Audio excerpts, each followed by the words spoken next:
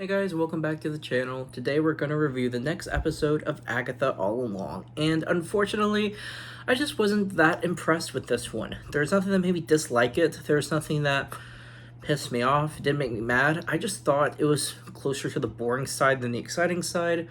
Some stuff that happened was just stuff we expected, or it felt repetitive. So let's sort of dive into it. The first thing that was interesting is in this opening, it did confirm that Mrs. Hart is indeed dead. So there are real stakes for the show. Now, I would be surprised if Teen or Agatha die.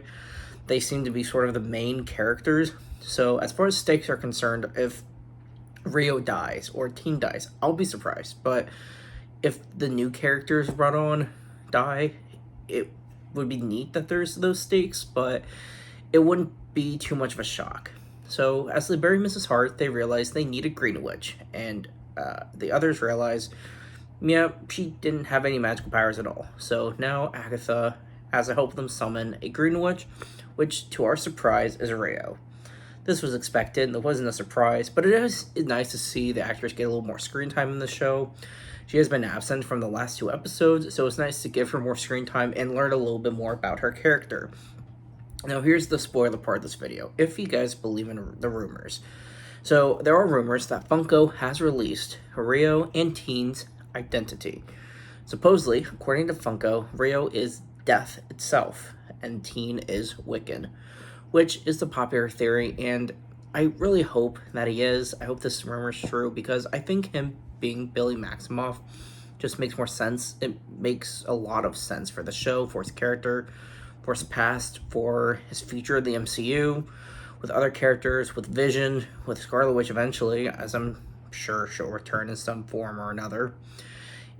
Even if Earth 616 Wanda doesn't come back, I'm sure a Scarlet Witch will be a part of Secret Wars. So there's that. So if those rumors are true, Rio being death itself, I don't know if they're going to give her a past with Thanos or not. I don't know if maybe this is just Funko misprint. I still think the Blackheart theory is a more interesting theory for now, but if she is death, then we'll see what happens with that. So, going back to the episode, they summon Rio, and much like the second one, or the last episode, they have to continue on the road. They see a house, they want to avoid it. Turns out they got to go in anyway, and they get this wardrobe change, and now they got to look for clues to make it out of the house. So it's basically just a copy of the last one. So that part was boring because I thought they were going to do something original. It just wasn't. Now, it is fascinating seeing the dramatic different wardrobe changes. I know it's supposed to be reminiscent of WandaVision because they had, the different decades they were going through. And so, Agatha, you see the similarities between the show and WandaVision. So I get it that they're supposed to mimic each other because Wanda and Agatha both had the same ideas for these things. And so that part isn't new. It's just, like I said, kind of repetitive of the second. And that's really the plot for the episode, is going into a new house, looking for the clues, danger happens, try to avoid the danger, and everyone make it out. That's really the gist of it. And so, in this episode, we get yet another glimpse of, we'll start with this, guys. Rio's getting a little bit more screen time, but she's not revealing much of her character. We're getting a lot of sexual tension between her and Agatha. That's kind of what was expected. Given the actress's comments of her character portrayal in the show, we sort of expected she was going to have tension with someone like Agatha or someone else. But it confirms that she does have a past with Agatha. It's not really spelled out plain as day, but it's very assumed. And they're both they don't trust each other, but they both want to make it to the end. They both have an idea of what they want at the end of the road. So does Teen. And so they use the microphone in this sound booth to let the other witches hear. Agatha's trying to get Rio to confirm that she wants to kill the others, but she starts talking about how Agatha wants to kill the others. So the witches don't trust Agatha or Rio. We kind of already knew that, given Agatha's reputation, one, in WandaVision, and two, her new explored past in the show. So that's nothing new. And we get a little screen time for that, and it's fine. And Teen, yet again, sort of is the one looking for the clues. He seems like he's just playing dumb. The more I look back at the previous episodes, he's just, if he's Billy, I'm seeing a new theory going around. There's a lot of fans speculating that he knows exactly who he is. He's just playing Agatha. He's playing all of them. He either wants to find his brother, he's looking for Vision, or he wants to bring his mom back. So I think the theory of him being fully aware of everything going on, I think the theory makes sense, and it would be fascinating to see this theory in particular come true. So as they have this record that reads it backwards, now there's a curse, it realizes now this is Alice's turn. It's her curse from her mother, and they have to sing the ballad again to get rid of the curse. And the song was fine. It was nothing annoying, or it just wasn't a bother to me. It just seemed like, because it's a long song, it was just another reason to drag the runtime. It felt like it was used just to drag the runtime. It didn't really serve a purpose. They could have used a chant or a spell or something else. It didn't have to be some for a 5-minute song, I guess. But so that's why I say it feels like they're just dragging the runtime.